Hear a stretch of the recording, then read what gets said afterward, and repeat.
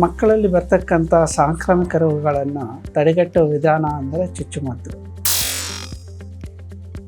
ಸುಮಾರು ಕಾಯಿಲೆಗಳನ್ನು ನಾವು ಚುಚ್ಚುಮದ್ದುಗಳನ್ನ ಉಪಯೋಗಿಸೋದ್ರಿಂದ ಮಕ್ಕಳಲ್ಲಿ 5 ವರ್ಷದೊಳಗೆ ಬರ್ತಕ್ಕಂಥ ಮಕ್ಕಳ ಬಹುತೇಕ ಕಾಯಿಲೆಗಳಿಗೆ ಸಾಂಕ್ರಾಮಿಕ ರೋಗಗಳನ್ನು ತಡೆಗಟ್ಟೋಕ್ಕೆ ಒಳ್ಳೆಯ ವಿಧಾನ.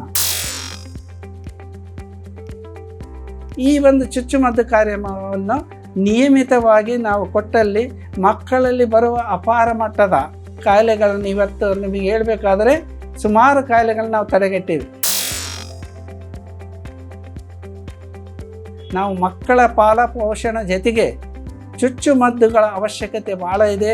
ನಾವು ಹೆಚ್ಚಿನ ದುಡ್ಡು ನಾವು ಖರ್ಚಾದನ್ನು ನಮ್ಮ ಇದರಲ್ಲಿ ಭಾಳ ಉಪಯುಕ್ತ ಆಗ್ತಕ್ಕಂಥದ್ದು.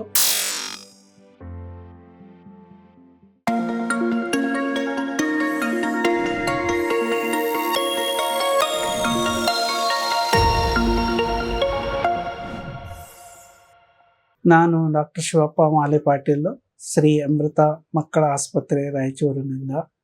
ಈ ದಿನ ನಾವು ಚುಚ್ಚುಮದ್ದುಗಳ ಬಗ್ಗೆ ಕೆಲವೊಂದು ವಿಷಯಗಳನ್ನು ತಿಳಿದುಕೊಳ್ಳೋಣ. ಮಕ್ಕಳಲ್ಲಿ ಬರ್ತಕ್ಕಂಥ ಸಾಂಕ್ರಾಮಿಕ ರೋಗಗಳನ್ನು ತಡೆಗಟ್ಟುವ ವಿಧಾನ ಅಂದರೆ ಚುಚ್ಚುಮದ್ದು.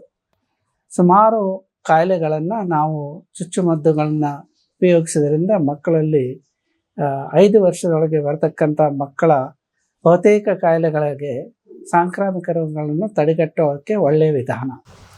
ಈ ಚುಚ್ಚುಮದ್ದುಗಳನ್ನು ನಾವು ಬ್ಯಾಕ್ಟೀರಿಯಾ, ವೈರಸಸ್ಸು ಸುಮಾರು ಇದರ ಮೇಲೆ ನಾವು ತಯಾರು ಮಾಡಿದಂಥ ಚುಚ್ಚುಮದ್ದುಗಳಾಗಿವೆ. ದೇಶದಾದ್ಯಂತ 2 ರೀತಿಯ ಒಂದು ಚುಚ್ಚುಮದ್ದುಗಳನ್ನು ನಾವು ಇವತ್ತು ನೋಡ್ಬೋದು. ಮಕ್ಕಳ ತಜ್ಞರ ಭಾರತೀಯ ವೈದ್ಯಕೀಯ ಮಕ್ಕಳ ತಜ್ಞರ ಸಂಘದಿಂದ ಕೆಲವೊಂದು ಚುಚ್ಚುಮದ್ದುಗಳನ್ನು ಅವರು ಅಂತಾರಾಷ್ಟ್ರೀಯ ಮಟ್ಟದಲ್ಲಿ ಚರ್ಚೆ ಮಾಡಿ ಅವುಗಳನ್ನ ಉಪಯೋಗಿಸ್ತಾರೆ. ಮತ್ತು ನ್ಯಾಷನಲ್ ಅಂದರೆ ನಮ್ಮ ರಾಷ್ಟ್ರ ಮಟ್ಟದಲ್ಲಿ ಇರ್ತಕ್ಕಂಥ ಚುಚ್ಚುಮದ್ದು ಕಾರ್ಯಕ್ರಮವನ್ನು ನಮ್ಮ ದೇಶದ ಆರೋಗ್ಯ ಮತ್ತು ಕುಟುಂಬ ಇಲಾಖೆ ಖಾತೆಯವರು ನಡೆಸಿಕೊಡ್ತಾರೆ. ಈ ಕುಟುಂಬ ಮತ್ತು ಆರೋಗ್ಯ ಇಲಾಖೆ ನಡೆಸಿಕೊಟ್ಟ ವ್ಯಾಕ್ಸಿನ್ನಲ್ಲಿ ಕೆಲವೊಂದು ಭಾರತೀಯ ವೈದ್ಯಕೀಯ ವೈದ್ಯರು ಕೊಡ್ತಕ್ಕಂಥ ಕೆಲವು ಚುಚ್ಚುಮದ್ದುಗಳು ಕಡಿಮೆ ಇರುತ್ತದೆ.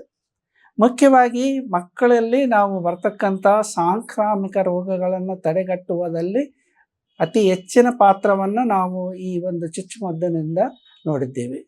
ಮೊದಲು ಈ ಮುಂಚೆ ಚುಚ್ಚುಮದ್ದಿನ ಆವಿಷ್ಕಾರ ಮತ್ತು ಅದು ನಾವು ನಮ್ಮ UIP ಅಂತ ಹೇಳ್ತೀವಿ, ಅದು ಇಂಟ್ರಡ್ಯೂಸ್ ಮಾಡೋದಕ್ಕಿಂತ ಮುಂಚೆ ನಮ್ಮ ಮಕ್ಕಳಲ್ಲಿ ಆಗ್ತಕ್ಕಂಥ ಸುಮಾರು ಸಾಂಕ್ರಾಮಿಕ ರೋಗಗಳು ಈ ದಿವಸ ನಾವು ಫಾರ್ ಎಕ್ಸಾಂಪಲ್ ಧನುರ್ವಾತ, ಟಿಟಾನಸ್ ಅಂತ ಹೇಳ್ತೀವಿ.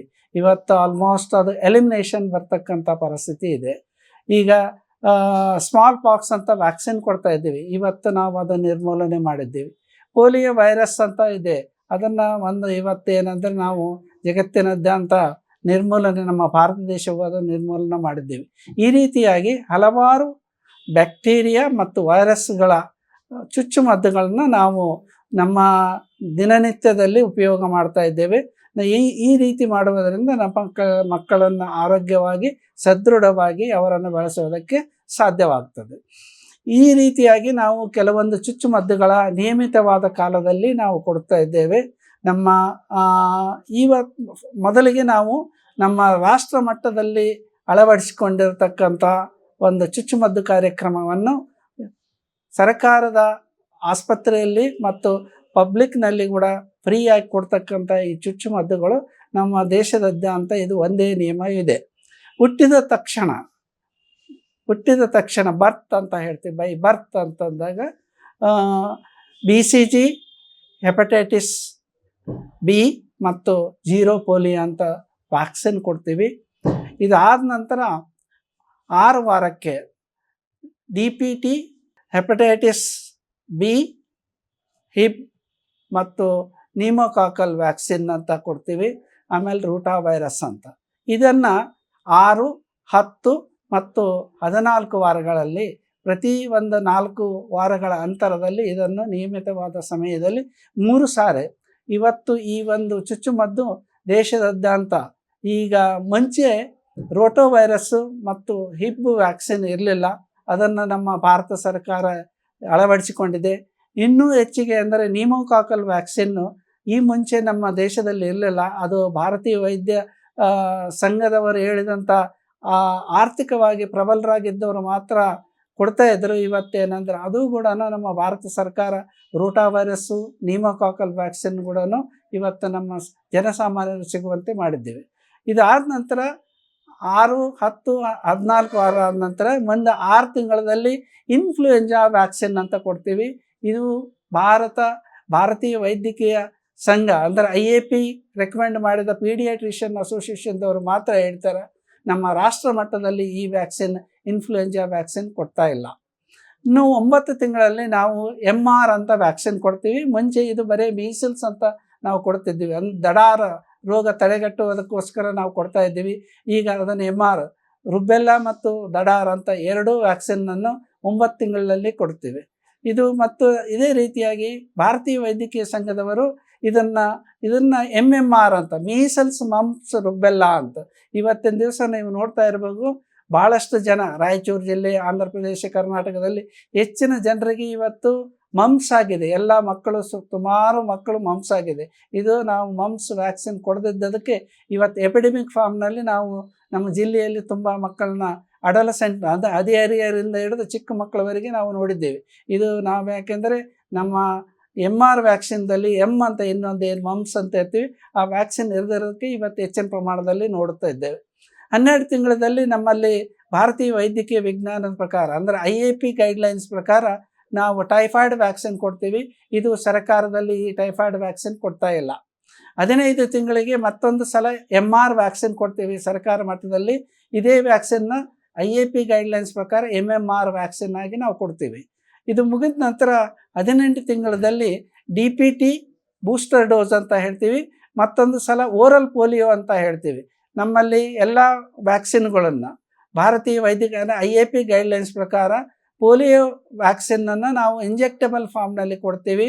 ಭಾರತ ಸರ್ಕಾರದಿಂದ 2 ಡೋಸ್ ಮಾತ್ರ ಇಂಜೆಕ್ಟಬಲ್ ಫಾರ್ಮ್ನ ಕೊಟ್ಟು ಉಳಿದದ್ದನ್ನು ಓರಲ್ ರೂಪದಲ್ಲಿ ಕೊಡ್ತಕ್ಕಂಥ ಕ್ರಿಯೆ ನಮ್ಮ ಇದರಲ್ಲಿ ಪದ್ಧತಿಯಲ್ಲಿ ನೆರವೇರಿದೆ. ಆನಂತರ ಮತ್ತೆ ಮುಂದುವರೆದು ಈ ಒಂದು 5 ವರ್ಷಕ್ಕೆ ಅಂದರೆ ಮತ್ತೊಂದು ಸಲ ಇದು ಹೆಪಟೈಟಿಸ್ A ಅಂತಂದು ಏನು ಒಂದು ವ್ಯಾಕ್ಸಿನ್ನು ನಾವು IAP ಗೈಡ್ಲೈನ್ಸ್ನಲ್ಲಿ ಕೊಡ್ತಾ ಇದ್ದೀವಿ. ಇದು ಸರ್ಕಾರದಿಂದ ಸಿಗ್ತಾ ಇರ್ತಲ್ಲ, ಇದು ಬರೀ ಪ್ರಾಕ್ಟೀಷ್ನರ್ ಹತ್ರ ಅಥವಾ ಪೀಡಿಯಾಟ್ರಿಷಿಯನ್ ಹತ್ರ ಮಾತ್ರ ಸಿಗ್ತಕ್ಕಂಥ ವ್ಯಾಕ್ಸಿನ್. ಇನ್ನೊಂದು ವೆರಸೆಲ್ಲಾ ಅಂತಂದು ಒಂದು ವ್ಯಾಕ್ಸಿನ್ ಕೊಡ್ತೀವಿ. ಅದು IAPದಲ್ಲಿ ಮಾತ್ರ ಸಿಗ್ತಿದೆ, ಭಾರತ ಸರ್ಕಾರದಲ್ಲಿ ಕೊಡೋದಿಲ್ಲ. ಅದು 15 ತಿಂಗಳಲ್ಲಿ ಇದು ವೆರಸೆಲ್ಲಾ ಅಂತಂದು ವ್ಯಾಕ್ಸಿನ್ ನಾವು ಕೊಡಬೇಕಾಗ್ತದೆ. ಇನ್ನು ಮುಂದುವರೆದು 1.5 ವರ್ಷದಲ್ಲಿ ಬೂಸ್ಟರ್ ಡೋಸ್ ಅಂತ ಹೇಳ್ತೀವಿ. ನಾವು ಬೂಸ್ಟರ್ ಡೋಸು DPT ಮತ್ತು ಪೋಲಿಯೋ ವ್ಯಾಕ್ಸಿನ್ನು ಭಾರತ ಸರ್ಕಾರ 1.5 ವರ್ಷದಲ್ಲಿ ಕೊಡ್ತದೆ. ನಾವು ಕೂಡ ಅದನ್ನು ಕ್ವಾರ್ಟರ್ಮೆಂಟ್ ಅಂತಂದು 4 ವ್ಯಾಕ್ಸಿನ್ಗಳು ಇದ್ದಿದ್ದು ಮತ್ತು ಇಂಜೆಕ್ಟಬಲ್ ಪೋಲಿಯೋ ಕೊಡ್ತೀವಿ. ಭಾರತ ಸರ್ಕಾರದವರು ಓರಲ್ ಪೋಲಿಯೋ ಕೊಡ್ತಾ ಇದ್ದಾರೆ. ಇನ್ನೂ ನಾವು ಮುಂದುವರೆದು ವೆರಸೆಲ್ಲಾ 2ನೇ ಡೋಸನ್ನು 6 ತಿಂಗಳಾದ ನಂತರ ನಾವು ಮೊದಲು 15 ತಿಂಗಳು ಇದ್ದದ್ದು 18 ತಿಂಗಳಿಗೆ ಮತ್ತೊಮ್ಮೆ ರಿಪೀಟ್ ಮಾಡ್ತೀವಿ. ಅದು ವೆರಸೆಲ್ಲಾ ವ್ಯಾಕ್ಸಿನ್ ಆಗಲಿ, ಹೆಪಟೈಟಿಸ್ ವ್ಯಾಕ್ಸಿನ್ ಆಗಲಿ, ಇನ್ಫ್ಲೂಯೆಂಜಾ ವ್ಯಾಕ್ಸಿನ್ ಆಗಲಿ, ಈ ವ್ಯಾಕ್ಸಿನ್ಗಳು ನಮ್ಮ ರಾಷ್ಟ್ರೀಯ ಮಟ್ಟದ ಚುಚ್ಚುಮದ್ದು ಕಾರ್ಯಕ್ರಮದಲ್ಲಿ ಇರುವುದಿಲ್ಲ. ಮತ್ತು ಇನ್ನೂ ನಾವು 5 ವರ್ಷಕ್ಕೆ ಮತ್ತೊಮ್ಮೆ ಬೂಸ್ಟರ್ ಡೋಸ್ ಅಂತ ಕೊಡ್ತೀವಿ. 5 ವರ್ಷಕ್ಕೆ DPT ಮತ್ತು ಬೂಸ್ಟರ್ ಡೋಸನ್ನು ನಮ್ಮ ಭಾರತ ಸರ್ಕಾರನೂ ಕೊಡ್ತದೆ, ನಾವು ಕೂಡ ಕೊಡ್ತೀವಿ. ಬಟ್ ಏನಂದರೆ ಮುಂದುವರೆದು ನಾವು 9ರಿಂದ 10 ವರ್ಷಕ್ಕೆ ಹೆಣ್ಣು ಮಕ್ಕಳಿಗೆ HPV ಅಂತ ಸರ್ವೈಕಲ್ ಕ್ಯಾನ್ಸರ್ ಮಾಡೋಕ್ಕೆ ಆ ಒಂದು HPV ವ್ಯಾಕ್ಸಿನ್ನ ನಾವು ಕೊಡ್ತೀವಿ. ಭಾರತ ಸರ್ಕಾರ ಅದನ್ನು ಇನ್ನೂ ಶುರು ಮಾಡಿಲ್ಲ, ಕೆಲವೊಂದು ಭಾಗದಲ್ಲಿ ಶುರು ಮಾಡಿದರೂ ಅದನ್ನು ನಿಲ್ಲಿಸಿದ್ದಾರೆ. ಈ ಒಂದು ಚುಚ್ಚುಮದ್ದು ಕಾರ್ಯಕ್ರಮವನ್ನು ನಿಯಮಿತವಾಗಿ ನಾವು ಕೊಟ್ಟಲ್ಲಿ ಮಕ್ಕಳಲ್ಲಿ ಬರುವ ಅಪಾರ ಮಟ್ಟದ ಕಾಯಿಲೆಗಳನ್ನು ಇವತ್ತು ನಿಮಗೆ ಹೇಳಬೇಕಾದ್ರೆ ಸುಮಾರು ಕಾಯಿಲೆಗಳನ್ನ ನಾವು ತಡೆಗಟ್ಟಿವಿ. ಹಿಮೋಫಿಲಸ್ ಇನ್ಫ್ಲೂಯೆಂಜಾ ಅಂತಂದು ಒಂದು ಬ್ಯಾಕ್ಟೀರಿಯಾ, ಆ ಬ್ಯಾಕ್ಟೀರಿಯಾದಿಂದ ಹೆಚ್ಚು ಜನಗೆ ಗಂಟಲದಲ್ಲಿ ನೋವಾಗಿ ಎಪಿಗ್ಲಾಟೈಟಿಸ್ ಅಂತ ಮತ್ತು ಮಿದುಳಿನಲ್ಲಿ ಮೆನಿಂಜೈಟಿಸ್ ಆಗ್ತಕ್ಕಂಥದ್ದು ಇವತ್ತು ನಾವು ತಡೆಗಟ್ಟಿದ್ದೀವಿ. ಧನುರ್ವಾತ ಬರ್ತಕ್ಕಂಥ ಒಂದು ಟಿಟನಸ್ ಅಂತ ಏನಂತೀವಿ, ಅದು ಕೂಡ ನಿಯಮಿತವಾಗಿ ಕೊಡೋದ್ರಿಂದ ಮತ್ತು ತಾಯಂದಿರಿಗೆ ಕೂಡ ನಾವೇನೆಂದರೆ TT ಅವರಿಗೆ ಪ್ರೆಗ್ನೆಂಟ್ ಇದ್ದಾಗ ಆ TT ಇಂಜೆಕ್ಷನ್ ಕೊಡೋದ್ರಿಂದ ನವಜಾತ ಶಿಶುಗಳಲ್ಲಿ ಬರ್ತಕ್ಕಂಥ ಒಂದು ಧನುರ್ವಾತ ಕಾಯಿಲೆಗಳನ್ನು ನಾವು ಆಲ್ಮೋಸ್ಟ್ ಅಂದರೆ ಎಲಿಮಿನೇಟ್ ಆಗೋಂಥ ಸ್ಟೇಜಿಗೆ ಇವತ್ತು ಧನುರ್ವಾತ ಬಂದಿದೆ. ಮತ್ತು ಅದೇ ರೀತಿಯಾಗಿ ನಾವು ಈ ಕೆಲವೊಂದು ವ್ಯಾಕ್ಸಿನ್ ಮುಂಚೆ ನಮ್ಮಲ್ಲಿ ಪೋಲಿಯೋ ಹೆಚ್ಚಿನ ಜನ ನಮ್ಮ ಮಕ್ಕಳು ಇವತ್ತು ಎಲ್ಲ ನೋಡ್ತಾ ಇರ್ಬೋದು ನೀವು, ಕುಂಟಿಗೆ ಅಂತ ಹೋಗ್ತಿರೋದು, ಕಾಲು ಸೊಟ್ಟಾಗಿ ಹೋಗ್ತಿರೋದು, ಅವೆಲ್ಲ ಪೋಲಿಯೋ ರೋಗದಿಂದ ಅದು. ಇವತ್ತು ಯಾವುದೇ ಒಂದು ಕೇಸ್ ನಮ್ಮ ದೇಶದಲ್ಲಿ ರಿಪೋರ್ಟ್ ಆಗಿಲ್ಲ. ನಾವು ಪೋಲಿಯೋ ಮುಕ್ತ ರಾಷ್ಟ್ರವಾಗಿದ್ದೀವಿ. ಇದೇ ರೀತಿ ನಾವು ಹೆಚ್ಚಿನ ಪ್ರಮಾಣದಲ್ಲಿ ಇನ್ನೂ ಹೆಚ್ಚಿನ ಚುಚ್ಚುಮದ್ದುಗಳನ್ನ ನಾವು ಅಳವಡಿಸ್ತೀವಿ. ನಾವು ಇದೇ ವೈರಲ್ ವ್ಯಾಕ್ಸಿನ್ಗಳು ಹೆಚ್ಚು ವೈರಲ್ ವ್ಯಾಕ್ಸಿನ್ಗಳನ್ನ ತಯಾರು ಮಾಡುವುದರಲ್ಲಿ ಇವತ್ತು ರಿಸರ್ಚ್ ಹೆಚ್ಚಿಗೆ ನಡೆದಿದೆ.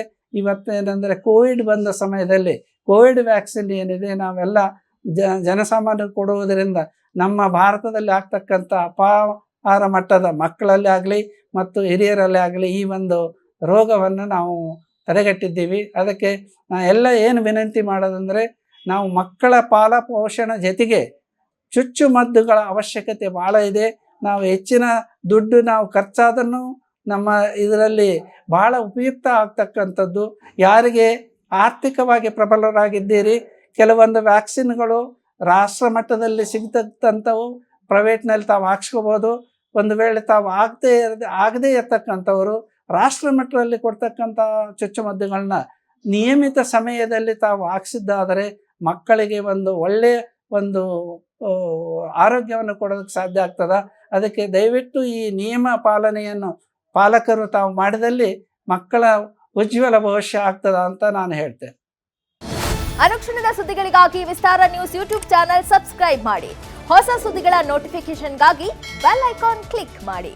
ಲೇಟೆಸ್ಟ್ ಅಪ್ಡೇಟ್ಸ್ಗಾಗಿ www.vistaranews.com ವೆಬ್ಸೈಟ್ಗೆ ವಿಸಿಟ್ ಮಾಡಿ.